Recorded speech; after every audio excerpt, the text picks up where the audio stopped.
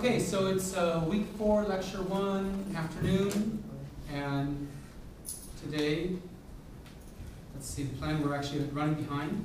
So I want to go over I wanted to do PA2 and PA3, maybe we'll just do PA3 solutions, talk about PA4, discuss the homework for tomorrow, if we have time stand-ups on incubator projects.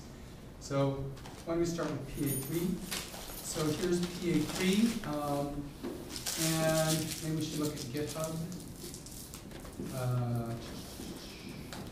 Not sure the easiest way. Anybody want to volunteer to talk about how they did it? Yes? Taha?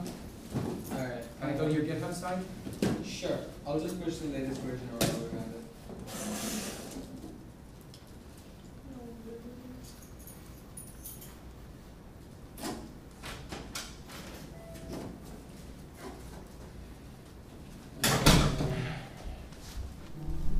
Show 2 more repositories. What are you? What's your DHA, ALI, BAK. why? Okay, here. PA3. Okay, so let's see. What did you do? Here's source. No, You have- okay, 1 second, please. 5 classes. I'm trying to get the latest version. Say, while you're doing that, I'll review what you're supposed to do. So the idea is to make a model class that has 3 kinds of objects: squares, disks, and jewels. And the idea is you've got a bunch of squares and jewels and disks, and you can flick the disks and grab and pull them down. Okay, so you have something? Yeah. Reload? You might want to refresh it. Yep. Come on. Still 5 classes? Should we have more? I know. I'm just refreshing. Okay, so You must have 10. okay, so what's the top level stuff I should be looking at? Gameplay. That's the model. Yeah. Gameplay is exactly what does everything. Okay. Like, I think it'll be best if we start off going through the objects, Okay. and then we can sort of. Okay. So what do you want? Object.java? Yeah. Which is interesting because there's a Java.main.object. Yeah. So that might be dangerous to call something object. I also have a point class in there. And you don't have a package. There's no It's a package. default package. It's all within a package though. Okay. It's part of the name. Yeah, you should always have a package. Always give a package name. If you don't, then put them in default, so not making it. It does, but it just will clean up your code is much cleaner if you've got it in a package, because then you can have a lifetime tree that's got all your work in it labeled by package. Otherwise, everything's in default package and it's huge. Anyway, okay. So how's it work? Alright, so basically you create an object, and there's a lot of Java explaining it. Mm-hmm. But the object. Invert. Pardon me? Invert. Inverts, yes. Gray and white is. Oh, there you go. So here's one thing interesting that I did that probably a lot of other people, maybe nobody else did. Everything in there is just the same type of object. There is no object superclass, they're all just an object. The only thing that was different in all of them was the type, which is a string type. So there's disks, there's squares, and there's jewels. And based on what they are, the game model knows how to move them around. So you have an object which has certain properties. It has a width. A disk can have a width, which is its diameter. A square can have a width, which is its width, and so on. Every object has a position. Every object has a velocity, an angle. That has an x velocity and a y velocity, which I have a resolver method in there. That if you scroll down, you'll probably come to the resolver method. That thing right there. What it does is it resolves a given velocity and an angle to directional velocities in the x and y axes. Also, you have. Can you go back to the top, please? Yeah. So no, a little further. That should be fine. Unplug the audio. So then you The have. audio. Take Have out. the feedback. On default, objects have a value of g, which is -9.8. All objects have it. Actually, squares and jewels don't. They're 0. But this gets implemented. This can be changed around by the model as well, depending on when it looks at what type of the object is. Also, in there we have a freezer method, which can be used on any object when you're dealing with an object, and it can freeze the object right there. You can get its velocity to 0 and its acceleration to 0, as you can see there. V equals 0, set g to 0, and Yeah, that's it. And this is the resolver. Just I run resolver in there again so that the x and y velocities also go to 0, because those are the ones that are actually being used. All right, now we can. Yeah, we don't need And any a bunch of those. getters and setters. That's already. Okay, great. All right, so then, We can go to level creator in Java. So what level creator does is basically it takes in your difficulty, like it asks you what kind of difficulty setting do you want on a scale of 1, 2, and 3, and depending on what case, it assigns like a certain number of squares, joules, and disks in there. So I was thinking of throwing in a level creator also dealing with how much time you get for the level and what the dimensions are, but I thought about that afterwards, after I'd already done it, so maybe I can go back and change that. okay, yep, sounds good, that looks good. Cool. Point, is that just gives you the Yeah. 2D, Yeah, Excellent. the natural one doesn't deal with doubles that well, so I just wrote mine on. okay. Yeah, Android likes to use float for positions instead of doubles, but, okay. There's a .2f class also that does a lot of that. Okay, and then how about gameplay? Yeah, this is the main part. Okay, So gameplay. updater, Updater is my physics engine. yeah, It does all the Newtonian mechanics-based calculations and uses some equations that we might all be familiar with, S equals UD plus half AD squared, V equals U plus AD. So once it gets the resolved x and y value velocities, it just updates the object's position, the coordinates, the position coordinates, and it also updates the new velocities with respect to any given time. So that's pretty much what it does. Oh, another thing that the updater does is it prevents the object from going into negatives. So the updater here is responsible, like say if your object is going back to what the origin has a negative x velocity, as soon as you come within half the width away from the wall, it reverses the direction of the velocity. If you end up somehow in the negative, it relocates you close to the axis, so you head back the right way. okay. Then we have collide. Sorry, did we skip something on that? There's, okay, that's the updater, and that does one object at a time? That just does the object that's given to it. So it Yeah. updater gets the input of a double, which is time, and an object, and it just updates that object with respect to the given time as well. Collision control takes two objects and just basically says whether they're colliding or not, checks if they collide or not, and if they do, it freezes them, sets their object type from disk or square or whatever to collided, and returns a boolean whether they collided or not. Then we have collides, which instead of taking two objects, takes an object in a whole linked list of objects and uses the previous method to see if any of them collide and returns true or not. Then we have the printer, which just prints a map of all the objects.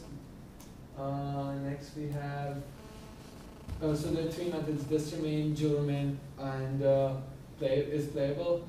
Disk remain tells you if any disks are left, joules remain tells you if any joules are left.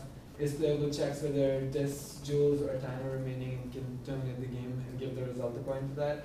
Then there's continue play, which basically loops the whole game over, like, this is a turn-based game, so you get to decide this is when, like, there was two ways of going about it. Either you catch it every second, like every second you prompt whether you want to catch or not, or you just set the time initially. Like the way I went about it was, I just let the user enter the time, we'll see it shortly, and once you enter like how much time you want to cast this in, you can just set, so move in this direction at this angle for this much time, and after the time expires, you move expires, and this will go on again at the end, still playable, unless it's over. Okay, so you actually made it into a game, text-based game.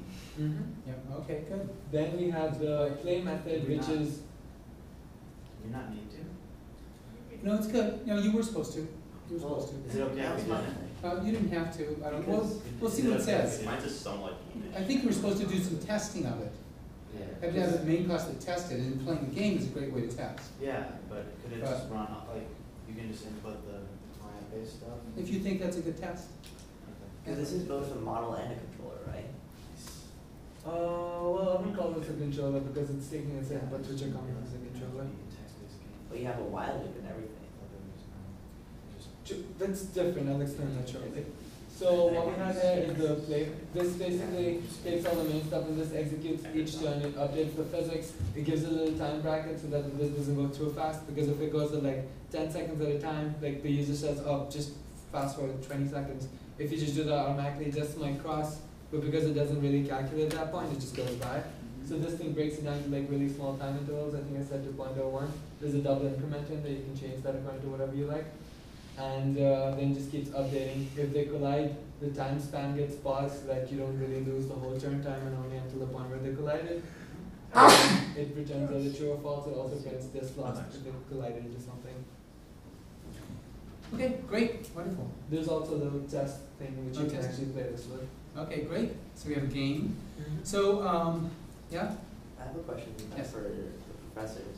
It seems like Taha's code is like remarkably clean and elegant and well documented. Like, is this the sort of level of thing that you want, or do you want something better than that? Better? I think it's good. I think it's pretty good, but it's not. Notice there's no Java doc here. There should be a Java doc for every Java doc. It's inside, Every- it should be outside. Yeah, it should be outside, right before it.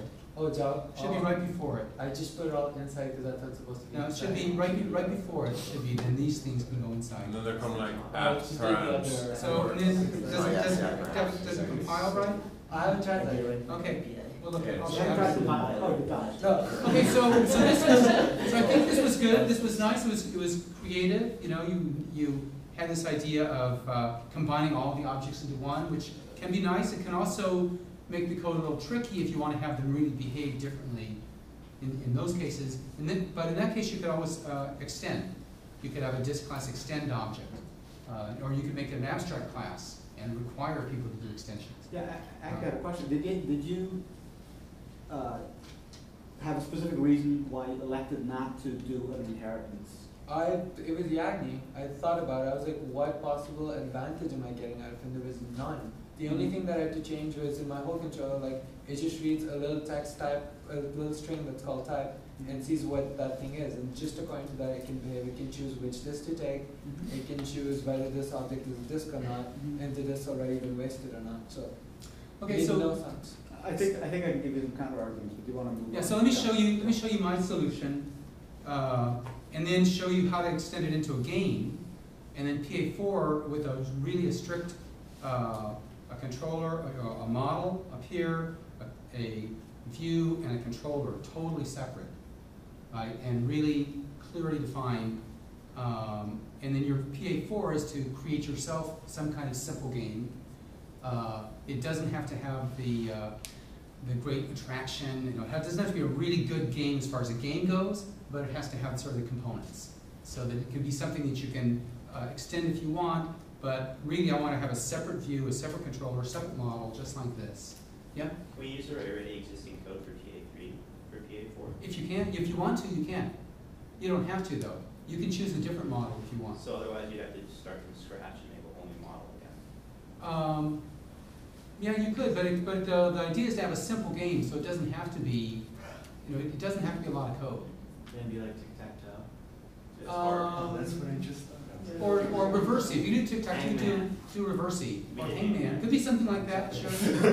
Sure. So here, let me show you how this works. So here, I didn't do that. I had separate classes, but I was thinking actually of having abstract class. I wish I had, because there was a lot of duplicate code which I didn't like. So so I have a disk. So I can do it like this way. So reverse video. Is that too small, or can you see that? Too small. Small, so I gotta make it bigger. How do you make it bigger on this? Control drag, control to finger drag. Control. 2 fingers up. Yeah, you have it. There you go. Yeah. And then move the mouse near the edge to move it around. There you go. Okay, good. Great. Thank you. Okay, great. So here this disk has X, Y, and R velocities, just like you in gravity. I had a higher gravity here. And also a Boolean weightless variable, because sometimes you want a disk to be not move. And is static Boolean variable, which you did something similar. Freezer. Yep. And for And then a constructor that makes a disk from these and just basically translate this stuff. And also saying if the radius is too small, make it R. Let's see, where's this? No, if the Y is too small, if it's below the ground, lift it back up. Disk should not be below the ground. Can you just briefly talk about float and why Like I'm not really familiar with float and why it's good Float is for just Android. is a 32-bit double. Okay. I mean, it's 32? Yeah, instead of a, wait. The other way around, maybe. No, a 16-bit double, I guess, I have to think. The double is 64. It's got 52 bits of precision and 11 bits. Yeah, so it's 64. So it's a 32-bit floating point number. Yeah. So it's just a little smaller. Doesn't have as much precision as a double. So but what's the advantage? The advantage is half the space. Ah. It uses half the space as doubles. So it's better for Android. Better for Android when space is a premium. Okay. And also, you just don't need 17 decimal digits Okay. of precision for the location. Float 4 bytes, double is 8. Right? Double. Okay, so floats, everything is float. Constructors, and then a bunch of tests, like is a point XY inside, because if you're going to touch it, if you want to touch the disk, you have to know have you touched it or not, yeah? What's a float? A float, that's what I just said, it's a floating point number. 4-byte floating point number instead of an 8-byte We're gonna floating start point number. charging $1 for questions like that. Now a float is a 4-byte floating point number instead of an 8-byte. What's a double again? A double 8-byte floating point number. Maybe you should type it, huh? So then, with the game, you have to actually touch it sometimes. In fact, I have the game here. Whoa. So once it starts, Womp womp. right, so here's the game, and you can click these little guys out here, and then try to get that. Right, see? And it's got a timer, timing you down. And also this one I decided, it's more interesting if you can move the squares in the timer time. You want to be able to move the squares. The fanboys are coming over. And then shoot. What do you keep at your The red ones. No, just you're getting it stuck. So you have to move them out of the way. Is it just a plane? Yeah. It's actually it's a rubber band. You pull it out and then let go. Is that multi-touch on? Huh? Can you touch No, multiple no. at the same Only time? single touch. Oh! That sounded Wow. You guys okay? You guys? Whoa. Whoa, okay. Whoa. Feet up, head down. Feet up, head down. Ouch. Feet up. It's on camera, we can watch it again, slow motion. The lawyers are gonna need that. YouTube. Collision detection. Just at the edge. Sorry, feet up. Okay. You okay? Yeah. Put something under his legs. Give him a chair. So in that little timeout, yeah, see? So it's a rubber band, you have to pull it. I need a rubber band though. You okay? Now, let's pull, let go. Ouch. Oh, so you don't want these, you want to get those red ones. Anyway, so I'll make it available. You can run it on your phones or devices. Oh man, people are out. Yeah. It's gonna sell tablets. It's going to sell tablets. We're buying it just for that. Yeah. Okay, so let's see how it works. So anyway, the point is sometimes you have to grab it. You click it, you got to grab it. So to grab it, you have to be able to test is a point inside the disk or not. And actually, it turns out this is poor code. I should have called it near, but I was going too quickly. It turns out if you say yeah, it has to be inside, it's too hard to do. You can't actually just touch and be actually inside the disk. So I said, well, if it's within twice the radius, so double the radius, and then that gives you the right feel. You think you're touching it, but you're really not. You're just close, and then it works. But if it's otherwise it's too small, you keep going like this, trying to catch it, and it doesn't. So this is twice the radius, isn't that inside of it? No. So no. If the point is within twice the radius of the center, so the distance is you double the size. You double the size, and that's what you have to touch.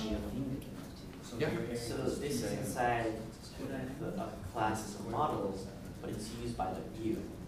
Or it's used by So this is the model. The model just gives you a ways of interacting with the objects. So this is, the controller wants to ask questions like, is this point inside the disk? Is this point near the disk? What are all the disks that are close to this point? Right? It's not actually, so these are, the philosophy here is that the model simulates the system, and any question you want to ask about the system, the model ought to be able to ask it. That's where the code should be. If you want to know, do two things intersect, ask the model. If you want to know, is a point close to, what are all the disks are that are close to a point, ask the model. And the model should have a method that will give you that back. makes it very clean, yeah? So you had one intersex method for all objects, or you had one? I should have, well, but I had squares two. are different. I had one for squares and I had one for circles. Yeah, squares are different. So squares have I have an intersex method. I should have then had either an interface or an abstract class or an extended class. Because a lot of the code is the same. Like moving, there's code to move, right? Move a disk to a point, just move the center. And it's the same thing for the square. So it should. This is poor design, but I thought I'd leave it rather than fix it because it's a good talking point. Yeah. Can you remind us the difference, the practical difference between abstract classes and interface? An abstract class actually has some code, some procedure bodies. Like you can write move, the code for move in the abstract class. And then some of the methods are abstract, meaning they haven't been implemented yet. You have to have them, but they're not implemented. And therefore, when you extend an abstract class, you have to implement at least those abstract classes. But the other ones you get for free. I mean, whereas an interface doesn't have any bodies. It's just signatures. It's just you have to do this, but it doesn't give you any code. An abstract class is like fully, like if you take an abstract class and you fully abstract it, you get interface. Kind of, yeah. You get variables. I mean, you can also have a class that implements an interface and then extend it, right? And have a base class. So I have kind of a more subjective answer, and it also relates to what you did, which is that I think a very good principle for whether you're a subclass, either abstract or not, is the subclass a kind of the parent class? In sort of real world or logic, can you legitimately claim that a rectangle is a kind of a shape? Yes, you can. And I think that would be the test for me versus doing the interface. If you don't have that, then you definitely shouldn't be doing the subclass because you're going to get into trouble. And to the design you used, I think that whenever, even though Yagni, good comeback, I liked it, whenever you find yourself wanting to put a type of a class, like a string that's my type, that's what some people call an anti-pattern. In other words, a pattern that is indicating that design. I could probably find in your code where it cost you. Maybe you haven't gotten there yet, but it's just kind of a signpost. Like if you find yourself doing that, you immediately should be saying, this probably should be a subclass. So, I mean, probably your code is perfect the way it is, but probably as it grew or as you tried to test it. I mean, one place I saw that you were wiping out the type because it collided. And I wondered, if I was trying to draw a rectangle or a triangle, when I collided, what would I draw, a rectangle or a triangle? That's right, that would be a problem. That would be one example I saw in your code. So you didn't see people going like, oh, they'll have another field that's like old type to remember it. You sort of go down those holes. So these are both subjective answers, but I think that's a really valuable way to look at it as well when you're doing design. Okay, so here's the update procedure, which checks to see whether or not you're weightless, and if so, figures out what the gravity should be, either 0 or the real gravity.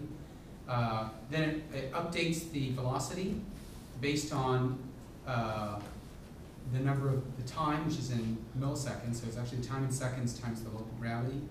Because the gravity is acceleration, actually, so this is the change, the acceleration is imparting on the velocity. And then you move use the velocity to determine, and the time in seconds, to figure out how far x and y have changed. And here there's an extra thing: if y is less than or equal to r, if it goes below the surface, stop it and move back up. So that's why if you flick this thing and it hits the ground, it just stops. It doesn't go beneath the ground. I could make it roll. What would I have to do if I wanted it to roll? Vx, not v0. Yeah, just say Vx equals 0, not have Vy equals 0. But then you have the fact that it's just going to keep rolling and rolling and rolling. I have to grab it. I have a Yep. question. Is there a need to put the time stamp on the object? In other words, the position of the object is based on the time when you call this. But does the object not have to remember? No, it doesn't have the time. That's what I mean. I'm asking whether that gets you into trouble, because you've updated the positions based on a DT. So you always pass in the DT for this model. I mean, another model would be you have the last time it was updated. Right. For So each it doesn't object. need to remember its time. It Because you don't doesn't have have to to. do where you've updated some and not others. Because everything gets updated at once. In this model at least, Yeah. everything gets updated at once. Okay. So you just update the whole thing. So I'll show you that in a minute. And then there are other things like, does it intersect a square, which is tricky. Does a circle intersect a square? Mm-hmm. Touch a square? How do you figure that? And does it intersect another disk? That's easier to do. How come it doesn't? Oh, I know, because I have to go over here. Yeah. And then pull this down. This is kind of annoying. And then go over here. Fine. And toString and so on. And then command. How do I make it smaller? Control. Yeah. Good. We'll go back.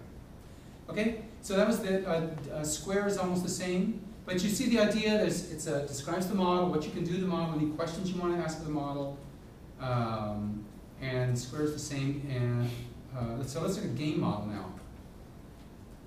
Game model. Update game.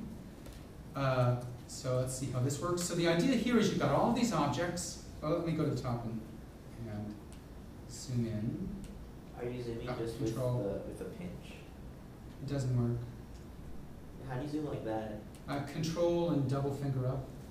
I don't even know what I'm It's doing. in large but it seems to work. That's just for hard of 16. Yeah, I thought it was all this. Okay, there we go. So a game model consists of an array list of disks, an array list of squares, and another called squares, another one called targets. And then the last time that the do-draw was called, the current time, and the start time for the current game. And then it's got the game length. You can change that, 15 seconds. A public float time remaining, because the idea is that everything is drawn by the view, and if the view wants to know something, it has to be in the model. The view doesn't have any information. Only all the information it has to be in the model, in this implementation. So time remaining is there, because it wants to draw that. Number of wins, number of losses, the time since the last call to do draw, if it's the first time it was ever called, whether the level is over, because it has to print you won, you lost, user won, user lost, what the gravity is. Game model doesn't do anything, just creates all those fields. Then a bunch of stuff to add disks, just putting them in various ways, either as a disk or as the XYR. That's all straightforward. To see whether or not you're touching a disk. So here, if you put your finger down on a point XY, what it does is it goes and finds all the disks within a given distance of your point, finds the closest one. And if it's all within 100 pixels, the closest one is within 100 pixels, it says that's the one you meant. And this is hardwire. It should not have been hard-coded. That's another bad thing to do. It should make it a constant and put it at the top. Or put it, better yet, put it as a parameter. It's even better. Likewise, if you're touching a square, which I should do the same thing, get the closest one, because it's too annoying, it's too hard to touch the squares. You find you're touching it over and over because you're not hitting it exactly. Resetting the game just clears everything. Now, updating the game. How do you update the game? Well, if the level is over, don't do anything. If it's the first time you've evaled, you have to set the DT equal to 0, because otherwise, in current time, you don't have a last time. So there's a little tricky problem there. I don't know any better way to solve it. The DT is the current time, whereas the last time at the beginning, you don't have a last time. So in that case, I just say the DT is 0. Time remaining, calculate the time remaining. That's whatever time it is now that got past 10 minus the start time divided by 1,000 in seconds minus the game length. So if the time remaining is less than 0, they lost. So you set these Boolean variables, and the view will see that. Then for every disk, you here I'm making an array list of non-static disks. This is not too clean, but I wanted to save time. I shouldn't have. So here are all the non-static disks and all the static disks. So if all the disks are static, it's done. So if all the disks collided with white squares and froze, the game's over, you lost. And then if there are non-static disks, there's still some that you can move. Then you see, you get a list of all the disks that got hit and the targets that got hit. And for each disk, you update it. For each square, you see whether or not it intersected a square. You see for each disk whether or not it intersected a disk. You see, and if it intersected any square, you add it to the hit target. And let's see, then for, oops, I didn't do that. Sorry, so the code is, still needs to be cleaned up a bit. Yeah, once you hit a target, it disappears, so you remove it. And if you have no more targets left, you won. The user won. So basically, it's moving through, updating the disks right here, updating the disks, and you could have several disks moving. You can flip 4 or 5 disks if they had them at the same time. And that's how the game is played. And then how to print the game out nicely. And creating levels. Here's one that creates the levels. You say how many, randomly places a bunch of squares, randomly places a bunch of targets, and gives you 2 disks. And it's kind of lined up. And then a little main test for testing. Okay, so let me get out of here. Yes? How long did it take you to make the actual view? The view itself? Yeah. Well, let me show you how the view works. It actually didn't take that long. I found a little game that has a ball bouncing with an accelerometer, and you move it like that. And it was so I took that code and modified it and sort of went through a couple of refactoring revisions to make it clean. I don't know, it took a few hours, maybe. So let me show you the. So that's the model, and I think most people probably did something like, this was a lot of the same ideas that you had. But when I actually went to make the game, I realized I needed more methods in the model. So initially, I didn't have all that intersect stuff and touches stuff. But then I started writing the model, the game, and I said, oh my God, I need this. So let me show you how the structure of this works. So here's the game activity.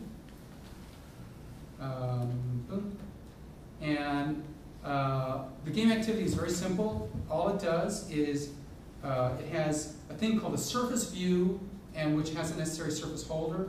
A surface view is a very clever idea. It's a canvas you can draw on. It's a back buffer. You can draw on the back buffer, and then you can post it to the screen. And so ideally, there's only one process that's going to be drawing in the back buffer, and then you get posted automatically. So you'll see that in a minute.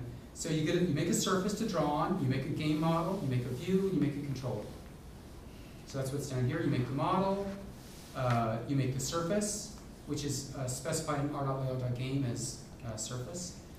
You make a controller, and you pass it the model. The controller needs to be able to access the model. Because when users do something, it has to change the model.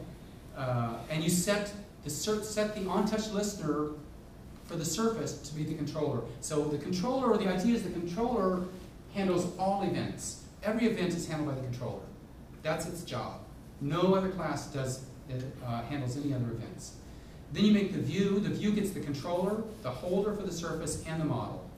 And the view, all the view does is look at the model, update the model, draw the model. Update the model, draw the model. It does nothing else. And it's in its own, and then there's a game loop, which is in its own thread for doing that. And then there's this other stuff on pause, on resume, which I didn't do. So if you can lose your game if it goes to some other, if you have to go to some other activity. Okay, so let's look at the game loop. So the game loop, and then you start, actually let me look at the game view. Game view. So here's the game view. So it has the controller, holder of the model, and it has to implement, so this is, it has to implement this thing called callback, surface.callback. So it has to implement surface changed when the width and height changes. And the controller you just tell the controller those have changed. When it's created, and when it's created, if it hasn't started game loop already, it starts a game loop. So as soon as it's created, it starts a game loop. And then draw, and here's the interesting thing for the draw. This is boilerplate. You have a holder. The holder lets you grab the canvas and lock it. Then you can draw on it. And when you're done, you unlock the canvas and post. So this is for multi-threading, in case you want to have multiple threads drawing. You get a lock on it. And when you unlock, it gets posted to the GUI, posted to the screen. So it appears on the screen. And then do draw is simple. Do draw just goes through, it clears the screen, it draws it for every disk. It draws the disk. Also, it's a little bit tricky. There's a converting model to view. The model has one coordinate system. The view might have another. You know, if you want to be able to have the user pan, zoom in and zoom out, or pan, then you want to have different view coordinates than model coordinates. So I have the controller changing the coordinates from the model to the view. And besides, in the model, in the view, upper left-hand corner is 0, 0. In the model, the lower left-hand corner is 0, 0. So I just have that be part of the model, the view controller. So I can easily either just work with model coordinates and not have to always be thinking, you know, how do I convert it from the origin up in the upper left corner. So this says draw the disk, draw the squares, draw the targets, draw the text, how much the time remaining is from the model. Yep. So the way you did it, you could actually make the view project the game onto a sphere. Oh yeah. And make it all. Oh yeah.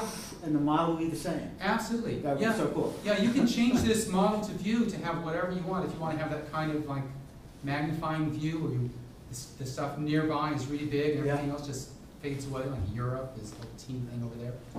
You can do that easily. That's just changing this. And then surface destroy. You stop the game loop. Yes? What's the benefit of having when we have 0, 0 here, 0, 0 here? Well, because in my model, I mean, I think of the origin down here so that increasing y goes up. Yeah. And it's just easier to do that for me. That's just the way I'm thinking.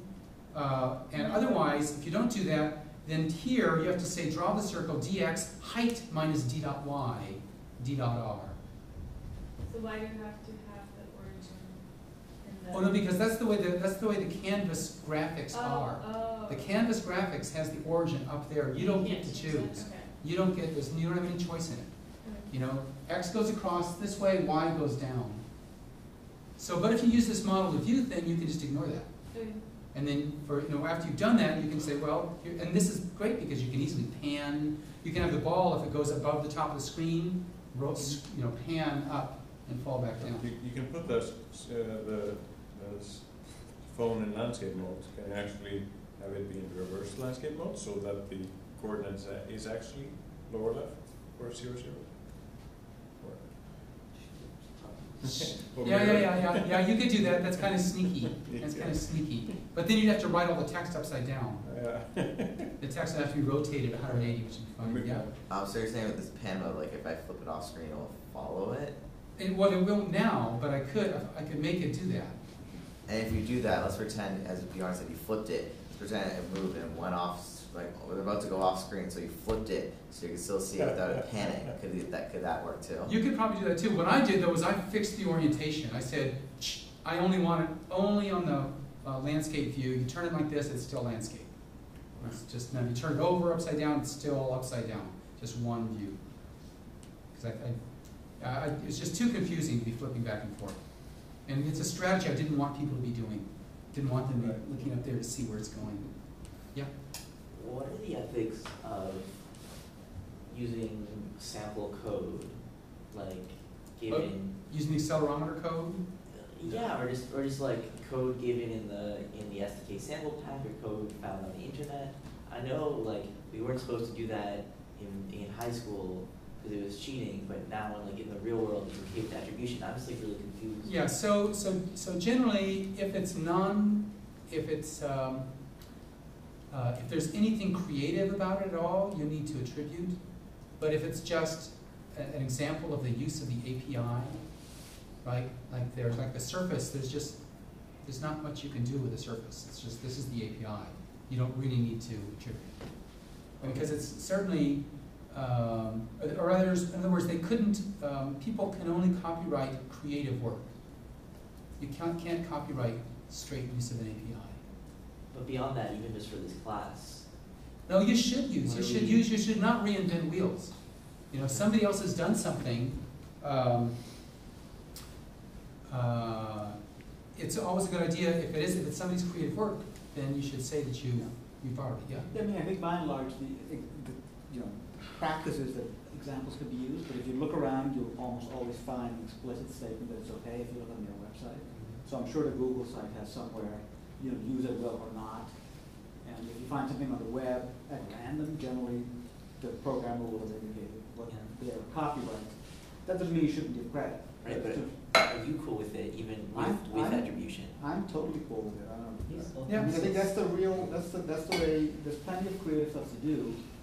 That the I mean, for me, as big a learning is how to find help instead of having to beat your head against the wall like I've talked before. And so I think finding that there's an example is actually excellent. It's shared with everybody too, for sure. So let me continue. I want to show those other classes. So basically the view, all it does is looks at the model, has a big draw loop, a draw method. It's not even a loop, it's just a draw method. It's called by this game loop. It just looks at the model, it says what it has to draw and draws it. And there's, looks up the time remaining and draws it. Looks up the number of wins and losses, draws it. Looks up every disk and every square and draws it where it's supposed to be. That's all it does. It doesn't do any kind of logic or computation. Straight drawing. So it's a way of taking the model and putting it on the screen. That's its only job. It doesn't have a loop. It's just, you can call it and it'll take the model and put it on the screen. Now the nice thing about that is it's very simple and clear, and then you know where something should go. If it's going to be, if you want something to appear on the screen, you've got to, one, make sure it's in the model, and two, make sure the draw thing knows where to put it from the model onto the screen. So that makes it pretty simple. The game loop is also very simple. The game loop just, it's a thread, so it has a run method, and while it's running, so you want to be able to stop it gracefully, so you have a Boolean running variable, which you can stop down here, calling safe stop, so it's running to false and interrupts the thread. This one sleeps for 5 milliseconds, just because it doesn't need to be running faster than that. You can tell it's nice and smooth. And it draws the screen. Synchronizes, just in case there are multiple threads, there aren't, but if there were multiple threads, it synchronizes to be safe, it doesn't mess it up. The model, though, is used by the controller. So the model, it has to synchronize. The model, when you do some interaction here, the game controller is going to change the model, and also it's going to be drawing and accessing the model. So you have to fight over that. So you synchronize the model, update the game. It's called that update method, and continue. That's all you do. Draw, update, draw, update. That's all it does. It doesn't do anything else. There's no other code here except that. Yeah? For PA4, can we make a text-based game? What's that? Can we make a text-based game? You did? Can you? Can you? No. Okay. You have to. I want you guys are using it already, so it should be easy for you. But I want you to actually go through this exercise of having this strict model view controller separation. Okay? And also, when the level is over, if the level's over, you just tell the controller the level's over, and that's a model event, an event that got generated by the model, not by the user, and the controller should handle all events. Okay? So let me go back and look at the controller. No, the controller. Oops. Which is here. So the controller is also pretty easy. It handles all the events. So it implements on-touch listener, and it does the view to model and model to view coordinate transformation, which in this case it just has zoom and height. You can zoom in and zoom out, and it does that height switch. I didn't do panning, but it'd be easy to put in. And here the on-touch view. So you get a motion event, and you have to synchronize on the model because the draw is. The game loop is also looking at the model, and it's a separate thread. And from the motion event, you can get the x and the y coordinate and convert it from the view to the model. So it's going to be in the coordinate system with 0 up in the upper left corner. And after you do this, you now have x and y are in model coordinates, taking account of the zoom and also that weird flip. And then you do you look at the possible actions. Action down, you're pressing, or action move, you're sliding, or action up, you lift your finger up. And if action down, that means you're probably selecting something. So you see, did you select a disk, or did you select a square? If so, you switch the current state to touch disk or touch square. So there's a state variable. It could have 3 values: touch disk, touch square, or wait. And then if you're moving, then if you're in touch disk, you actually just keep the disk where it is. Make sure it stays where it was, because this is a rubber band model. You touch it, move your finger out and let go, and it goes down, flames. So actually, I should be drawing a rubber band, but I didn't yet. And whereas if it's a square, you don't. Square, you actually let it follow along. So you're actually pulling the square. And then if it's an action up, if it's a disk, then you calculate how far it moved from the first X and first Y, where you first touched it. That was in the action down, you set those variables there. And then you use that to calculate the dx dy, and let that be the velocity. So you pull it out farther, it goes faster. Pull it out a little bit, it goes slower. It doesn't actually keep the time. It's not really flinging. It's more like a rubber band. Whereas if you're touching a square, you just go to state wait. Don't do anything. You just leave it. So the idea here is this is all the events you can touch, and you can move, and you can lift up. That's all the events it takes care of. One more, and I'll get you. The other thing you can do is you can say that the game's over, and that's a model-generated event, level over. And the view will call this. The game loop will call this if it detects the level's over, because it's looking at the model all the time. Controller is never looking at the model; it's only responding to events. Yeah. Can you just show how the amount of pull corresponds to velocity? Yep. So up here, when you first touch down, you store the x and y in first x and first y when you first touch. When you move, you don't change first x and first y. And then when you lift up, you calculate the current x and y and subtract first x and first y to give you the distances, and let that be the velocity. Is there an angle associated? No. So you don't need an angle. A velocity is just the you can separate the velocity into the x velocity and the y velocity. Right. How fast is it moving per second horizontally? That's the x velocity. How fast is it moving vertically? That's the y velocity. Right. And you don't actually need to. The other way is to have an angle and length. So it's really polar coordinates or rectangular coordinates. You can use either. So where's your x velocity? What's that? Where's your Vx. Vx is dx, dy is dy. So in other words, you push here and you move it, and you're saying it's going to be moving in 1 second. It's going to go from here to there. Okay. 1 second will go from here to there. Well, but gravity will pull it down. Okay. So that's how that works. And then there's also the last thing is state. State.java is just a enumerated type.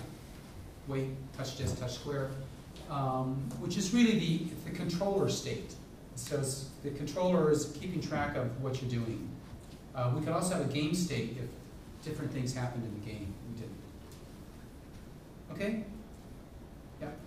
Is the best way of dealing with time doing the system.current time milliseconds?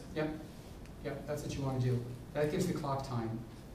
You definitely want to do that, and that gives you milliseconds divided by 1,000 to get seconds. Okay, so we saw game activity, which really just starts everything off. Game view, which just draws the model to the screen. That's all. Game loop, which just repeatedly has a loop. All it does is a loop which updates the model and draws the model on the screen. And then game controller, which responds to touch events, and it responds to it by changing the model. It doesn't ever draw anything on the screen; just changes the model. So this is a clean division of model into model view and controller, and it's pretty easy to then figure out where to put methods and to extend it. And otherwise, actually the code that I had all of these in one, right? The accelerometer demo had everything all in one big class, and it was hard to read and hard to figure out why are they doing this, especially the threading. Why are they synchronizing on that? Whereas here, the threading becomes really clear. There's the UI thread, which is handling the events, on-touch events, and then there's a game loop thread, which is just drawing. And the only things that they actually share are the model. So whenever you intersect the model, you have to do a synchronized, just to make sure that only one person is touching the model at a time. And can you imagine how easy it would be to add features to this? I mean, add new shapes or new logic. Oh, yeah. All so So- clearly laid out. Yeah, so I made a version where the squares were bouncy. So instead of stick, they would bounce off. And so then it becomes kind of like pool. You flick it, and it goes boing, boing, boing, boing, boing, boing, boing, boing, boing. But I had a little bug that actually I didn't use collision right, so it can actually get inside the square and then go until it finally bounces out, which is an interesting effect. It had a really kind of interesting effect. And it really is. I think it's the right way to make games, or at least one right way. There may be other right ways, but this one, it makes it so easy to think about how to extend it, how to add features, how to debug. So in fact, and I believe that so much that on PA4 is going to have you do that. Is this in Git, by the way? I couldn't find it. Git? And I didn't, because that's what I told you, I didn't put it up yet. I forgot. sorry. So I will put it up right after class. Oops. When I have to get out of here. Control, zoom out, and then go there. So let's go back to programming assignment 3, programming assignment 4.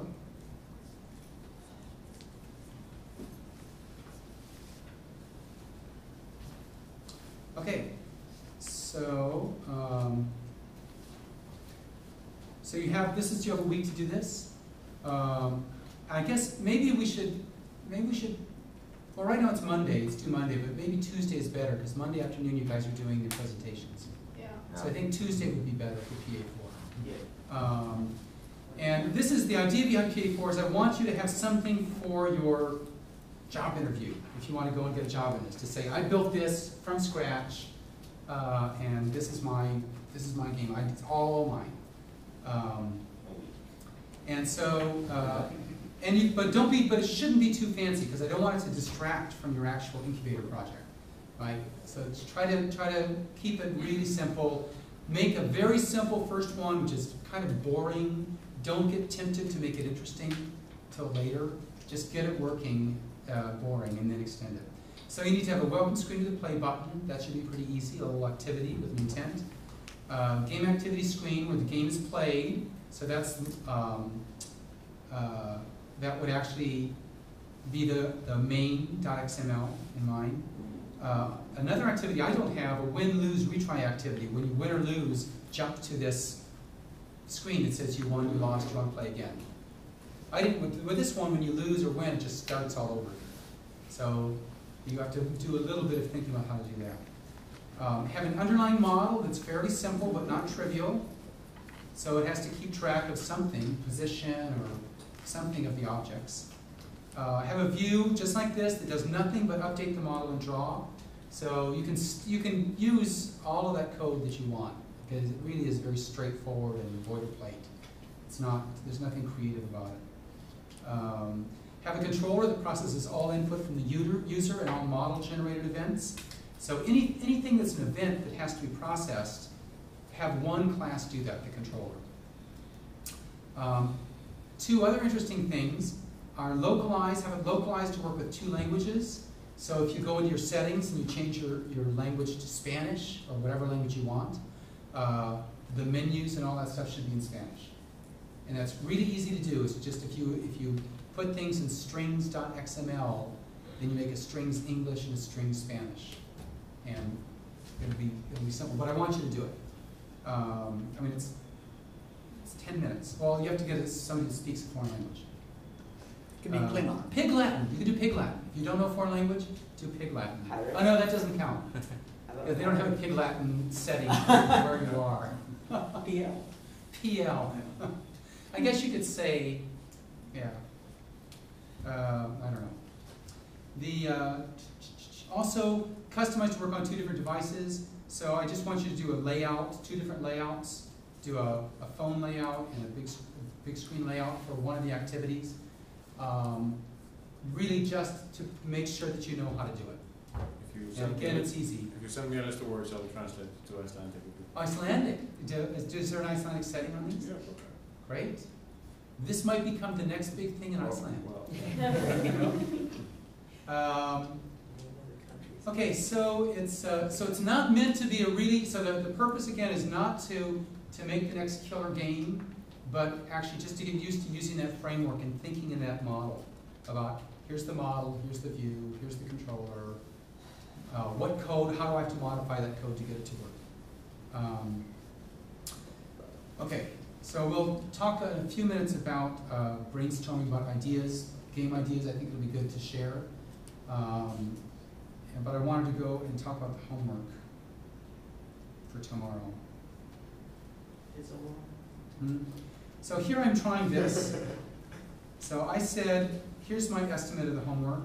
That it should be 1.5 hours of estimated time for that, and then it'd be good if you could also find an hour for PA4 and an hour, or 2 hours for PA4 in the incubator, however you want to split it up.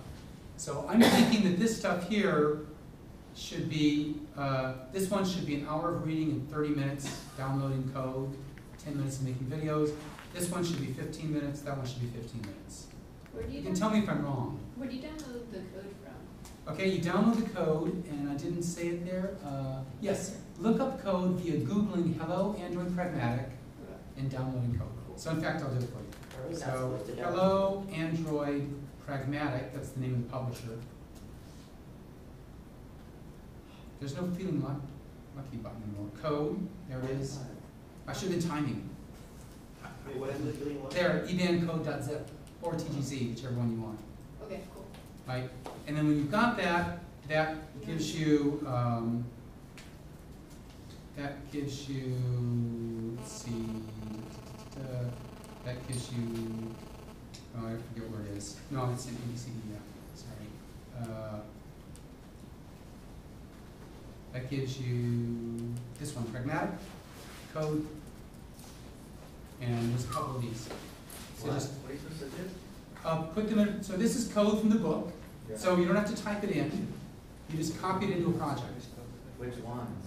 Well, you have to read the book. They Read the didn't chapter and find out. Oh, do that stuff. Wait, they didn't finish the document? Read the chapter and find out. But I would give local browser is probably one because it's about browsing, and translate is another one. This one is really important. This one is the most important. This one is a Google app where you say happiness, and you say what language to translate it into, and it translates it into and back, and gives you what the translation is. Or maybe you type it in, but I think you say it. The main thing is it's using web service, which all of you want to connect to a server, send XML, get XML back, parse the XML. So it's what I want is I want you to have working code that connects with a server that you can then cannibalize for your incubator. And also this other one, local browser, creates a browser view that has JavaScript in it that interacts with the Java code on your Android device, so that you can have JavaScript that senses the accelerometer, for instance, or the GPS. So again, and then you just make slight, so you get that code and make slight modifications to it. Back. Right. So you do that, make some superficial modifications, put your name in it somewhere, on the HTML, or No, we spent 30 minutes on that. what's that? We should just spend 30 minutes. So an hour to read. I think it'll take you an hour to, Yeah. 30 pages. I was saying 30 seconds. No, 2 minutes a page. 2 minutes a page. Is that? So that's a very generous. No, Is that generous? it's generous. But there's code. So you have to look And you have at to all think the about it. I don't code. even understand the code. It takes more time. We'll figure it out. Yeah. So well, tell me. Let me know if it's accurate or not. Okay. At least we don't have to debug. Yeah. I really enjoy these time recommendations. I think they'll be very helpful. Oh, it's full. Uh-oh, my disk is getting full. Womp womp. Yeah, I think. Oh, that and it helps just too. stopped. It does, it's more realistic Yeah. versus the Optimus, I'll just take an hour and then. Okay, well you can now let me see on each one of these if I'm right or not. Should And we- also if I'm saying make a 15-minute blog post, don't like sit there for 2 hours writing sort of the great blog post. Unless you really want to, you can, but okay, so I'm out of disk space. I gotta go delete some of those movies I've been making. I guess I'll just upload them and delete them, huh? But I wanted to do a little brainstorming on PA4 ideas. So, why don't we do that?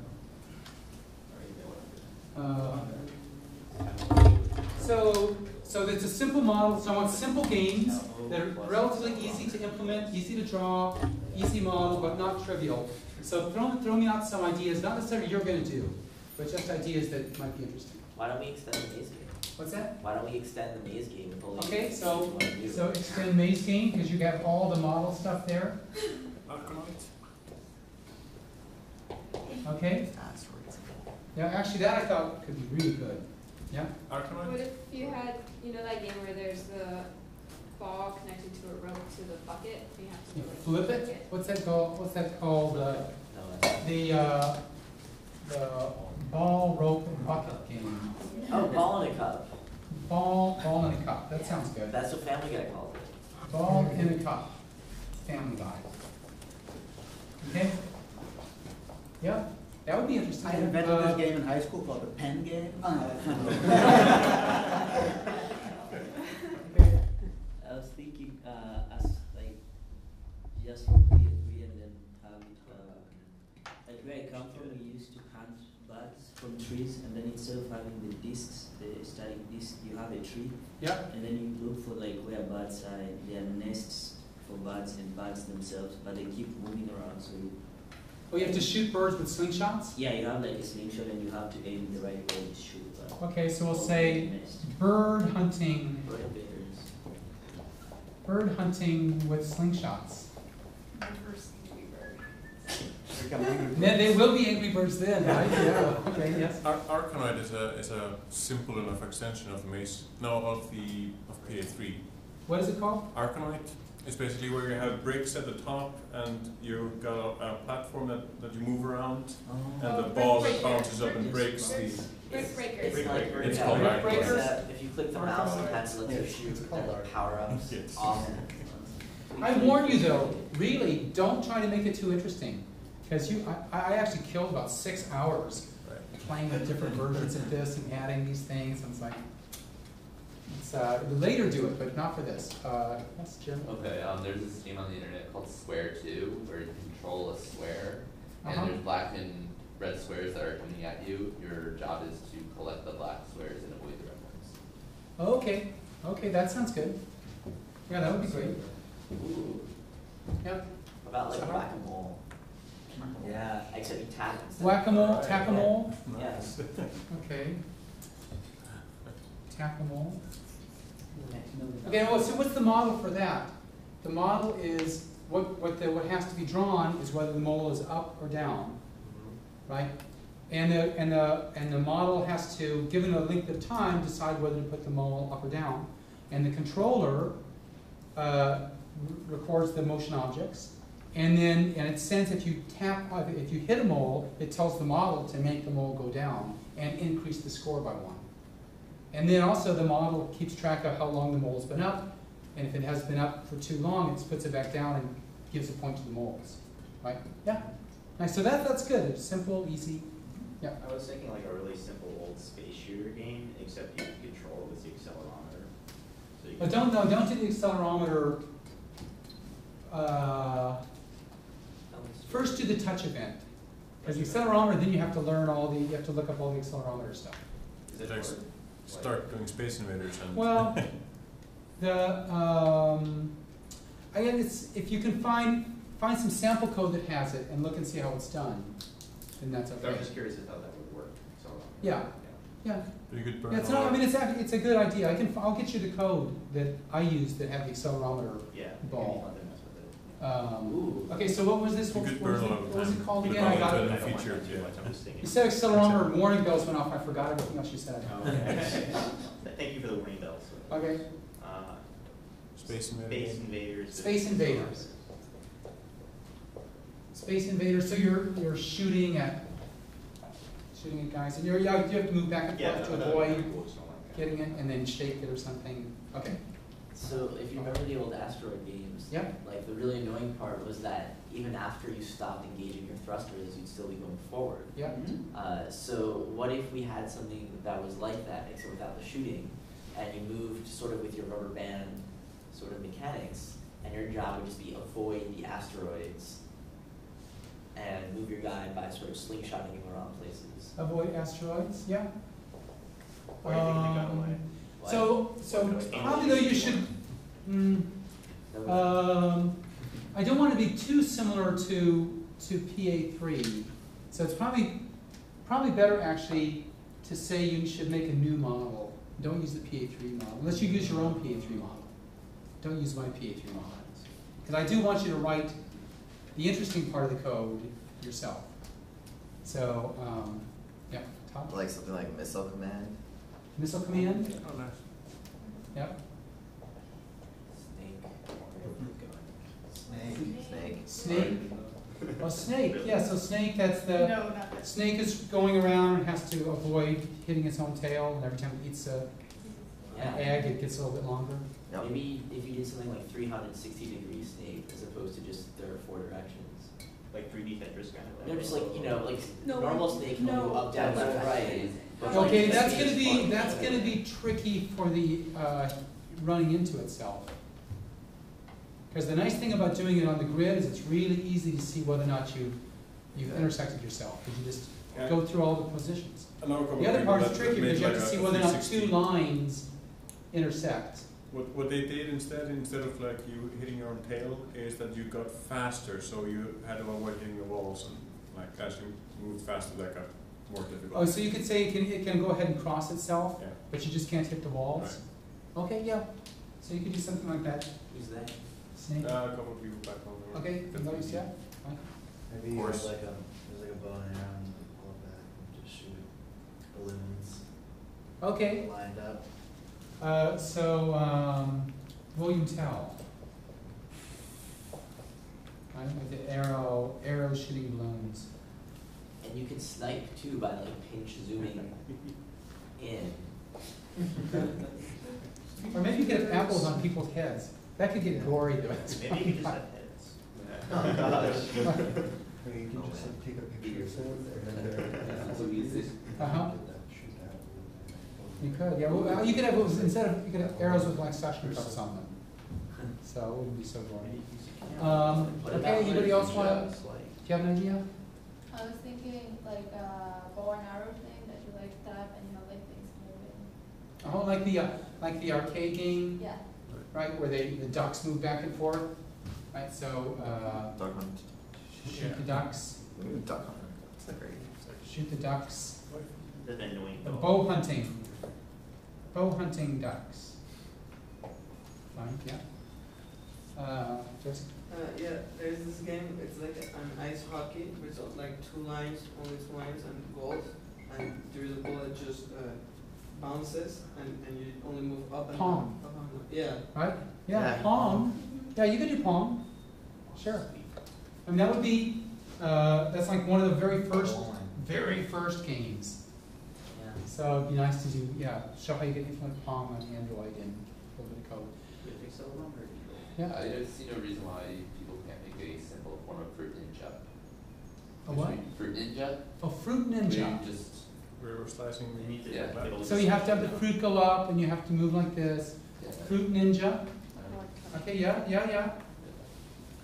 What about something like Tarzan or Spider-Man, where you like are swinging and you have to like tap on the next vine or shoot the next skyscraper to keep going? Maybe you can try, well, if you can think of what the model would be, you'd be, probably you'd have to say where the web's attached. Web attaches here, you touch it, and then it starts swinging. And you get up there and you say, now the web touched here, and it swings. Web touched there, and it swings. Yeah, you can do that. So Spider-Man.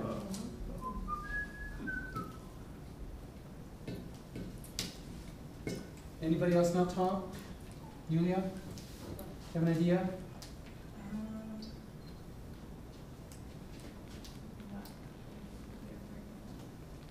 How about something with shoes? Beat a Throwing shoe. shoes at people. Throwing shoes at dictators or foreign visitors.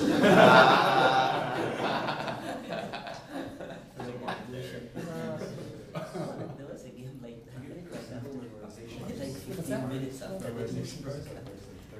Yeah. You have like 2D. Oh, memorization And like game you of gotta- cards? you gotta What would get- the model be?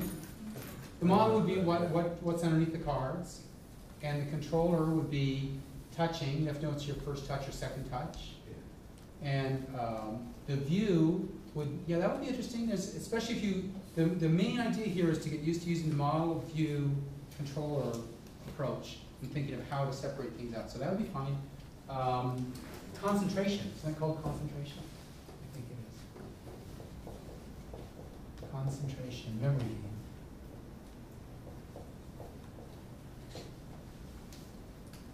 Okay, so these all sound like good ideas. The only thing I would avoid actually is the ones that are too similar. I want you to write your own model from scratch. Right, so if you want to use PA3, use your own PA3 model. Don't use mine. Otherwise, you can use the code and just change it as you need it. I would also urge you to get something as quickly as you can. Get something that works, minimally that works, and don't just really be focused on.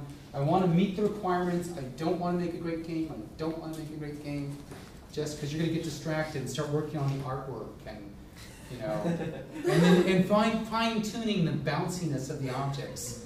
Or it's just, I know it's going to happen, so try not to, because you need to work on your incubator projects. But this will be valuable. You'll really learn a lot. Any questions? Okay, why don't we do stand-ups for 10 minutes? Oh yeah, I didn't. You have a question? Yeah, do you want this all to be, I'm assuming it's all in 2D? What's that? 2D. 2D. 2Ds, yes, 2Ds. Oh,